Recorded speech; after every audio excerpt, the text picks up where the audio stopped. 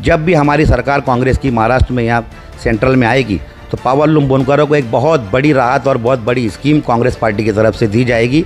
ये राहुल जी ने और नाना पटोले जी ने आश्वासन दिया रशीद ताहिर साहब को। गर्भवती औरतों के लिए डिस्क ऑफर। जैतूनपुर और रब्बानी होटल के सामने SH medical and general store पर हर किस्म की दवाइयों पर 10 से 40% तक discount. SH clinic and nursing home में नॉर्मल डिलीवरी सिर्फ 5,000 रूपए और ऑपरेशन से सिर्फ 20,000 रूपए। Consultation and follow up charges सिर्फ 50 रूपए। Sonography 50% discount. ये ऑफर 1 अक्टूबर से 31 अक्टूबर तक ही है। जल्द अज जल्द इसका फायदा। हेलो फ्रेंड्स, मैं हूं उबैद और आप देख रहे हैं भिवंडी टाइम्स न्यूज़। इस वक्त हम मौजूद हैं कांग्रेस की पार्टी ऑफिस में। तो अर्शी भाई, ये जो न्यूज़ चल रही थी आखिर उसमें कितनी सच्चाई है और क्या मामला है, उसके बारे में कुछ बताएं। देखिए, जैसे कि आप सभी लोगों को मालूम है कि जो लेटर आया है प्रदेश कांग्रेस कमेटी से, ये बात सही है, रशीद ताहिर साहब को लेटर आया है प्रदेश से और उन्होंने जो उनकी कार्यकारिणी है, जो बॉडी है, उसको डिसॉल्व किया है। और शहर में जो अफवाह फैली है कि अध्यक्ष पद से उनको हटाया गया है, तो ये बिल्कुल गलत है।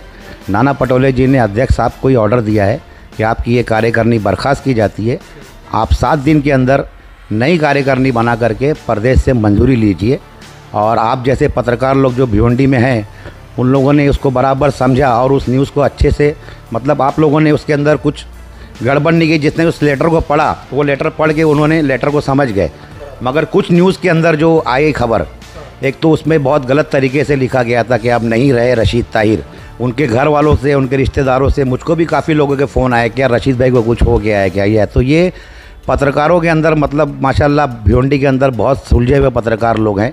और मैं तारीफ़ करूंगा, मैं दाद दूंगा कि ज़्यादातर पत्रकारों ने उस लेटर को पढ़ा, उस लेटर को समझा और उन्होंने उसके ऊपर कोई अपनी प्रतिक्रिया नहीं दी।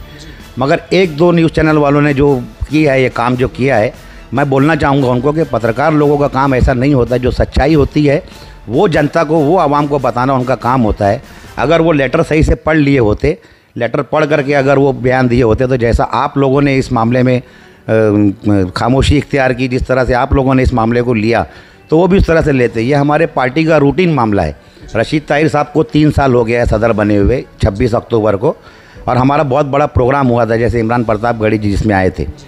उस प्रोग्राम के बाद, उस प्रोग्राम के पहले से भी नाना भाऊ ने बोला था कि भिवंडी में हमको ख़ास उनकी नज़र है। और प्रोग्राम होने के बाद नाना भाऊ से दूसरे दिन 7 तारीख को हम लोग न्यू बॉम्बे जाके मिले थे। तो नाना भाऊ पटोले ने कहा था कि भाई अब 3 साल होने को आया है, बॉडी में चेंजेस कीजिए, जो लोग काम नहीं करते हैं उनको कहीं और एडजस्ट कीजिए, जो नए लोग आए हैं उनको पार्टी में एडजस्ट कीजिए, आपकी बॉडी में आप नए चेहरों को डालें। डिसॉल्व करने की क्या ज़रूरत है? वो तो वैसे भी अपॉइंट कर सकते थे। वो भी आपकी बात सही है कि डिसॉल्व करने की ज़रूरत तो उनको नहीं थी, वो अध्यक्ष जी को बोल दिए होते तो करते। मगर हाँ, मगर इसके लिए हमको इसमें अच्छा हो गया है कि अगर प्रदेश से डिसॉल्व का ऑर्डर आया है तो अब रशीद ताहिर साहब को उन्होंने फ्री हैंड दे दिया है। तब वो जो अच्छा समझेंगे, अब ये जो नई बॉडी जो बनेगी, ये रशीद ताहिर साहब को नाना पटोले जी ने फ्री हैंड दिया है कि आप अपनी टीम नई बनाइए, किसको पुरानों को हटाना है, नए को लेना है।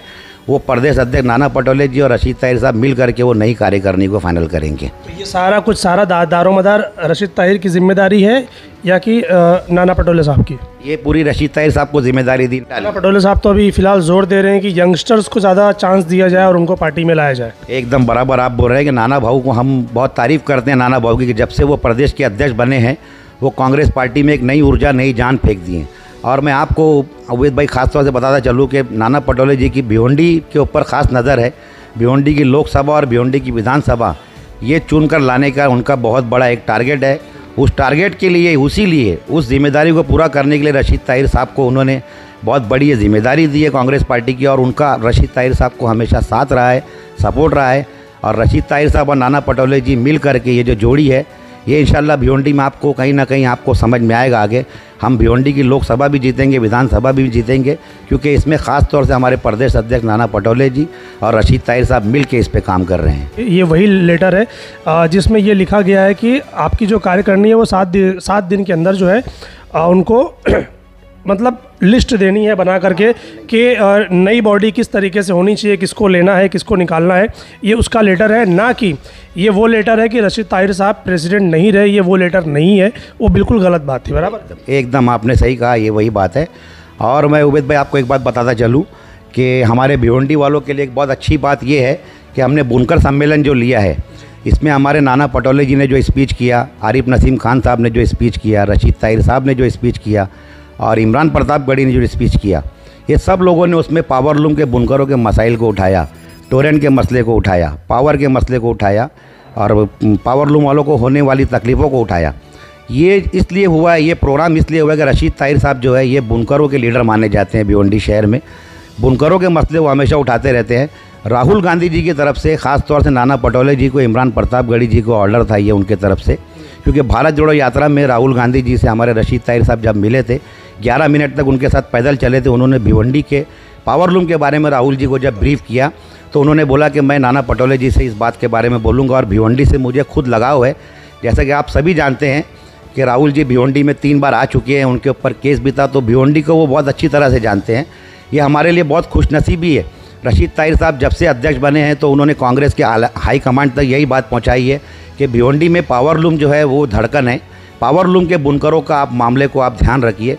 और राहुल जी ने वादा किया है कि जब भी कांग्रेस की सरकार यहाँ पर आएगी, महाराष्ट्र में या दिल्ली में, नाना भाऊ को उन्होंने स्पेशली बोला हुआ, इसीलिए इतना बड़ा कार्यक्रम भिवंडी में रखा गया था। जब भी हमारी सरकार कांग्रेस की महाराष्ट्र में या सेंट्रल में आएगी तो पावर लूम बुनकरों को एक बहुत बड़ी राहत और बहुत बड़ी स्कीम कांग्रेस पार्टी की तरफ से दी जाएगी। ये राहुल जी ने और नाना पटोले जी ने आश्वासन दिया रशीद ताहिर साहब को। चलिए ठीक है, लेकिन ये जो मामला है पावर लूम का, अक्सर ये देखा जा रहा है कि सालों से ये दिन ब दिन लोगों की प्रॉब्लम बढ़ती ही जा रही है। फिर वो सरकार किसी की भी हो, बीजेपी की हो, एनसीपी की हो, कि कांग्रेस की हो, या सबकी मिलीजुली हो, मसले कभी ख़त्म होते हुए दिखाई नहीं देते, बढ़ते हुए दिखाई देते हैं। तो इस बार ऐसा क्या होने वाला है कि लोग उम्मीद करें कि हाँ, मतलब इस बार हमें थोड़ी राहत मिलेगी, ऐसा कुछ? हाँ, ये बात आपको बताता चलूँ मैं कि जब रशीद ताहिर साहब 1999 में एमएलए बने थे कांग्रेस पार्टी से, तो सत्ता में हम लोग आए थे कांग्रेस पार्टी, और उस टाइम बीजेपी की सरकार 5 साल महाराष्ट्र में राज करी थी और सेंट्रल में बीजेपी की सरकार थी। और रशीद ताहिर साहब ने बहुत जद्दोजहद करी थी। उस टाइम पे एक सेनवेड करके लगा था, एक्साइज लगी थी कपड़े वालों के ऊपर। जैसे ही 1999 में रशीद ताहिर साहब एमएलए बने, कांग्रेस की सरकार बनी, फिर 2002 में सेंट्रल में मनमोहन सिंह की सरकार बनी, तो रशीद ताहिर साहब जो हमेशा पावर लूम की लॉबी के लिए लड़ते थे, उन्होंने 2 बहुत बड़े काम करवाए थे। एक तो स्टेट गवर्नमेंट से 400 करोड़ रुपए का पैकेज भिवंडी के लिए लिया था, संजीवनी योजना लाई थी। 400 करोड़ रुपया उनका एक मीटिंग में विलासराव देशमुख जी मुख्यमंत्री थे, उन्होंने उस फाइल को पास किया था।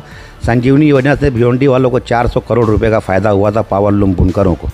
और उसके बाद हमारे भिवंडी में एक्साइज लगने से पावर लूम जो है भंगाड़ के भाव में बिक गए थे। भिवंडी के पावर लूम ज़्यादातर बंद हो गए थे, मगर रशीद ताहिर साहब की कामयाब नुमाइंदगी उस वक्त एमएलए रह करके थी। दिल्ली में जा कर के वो 15 दिन तक बैठे रहे, सोनिया गांधी मैडम से मुलाकात की, काफ़ी बड़े लीडरों से मुलाकात की है वो।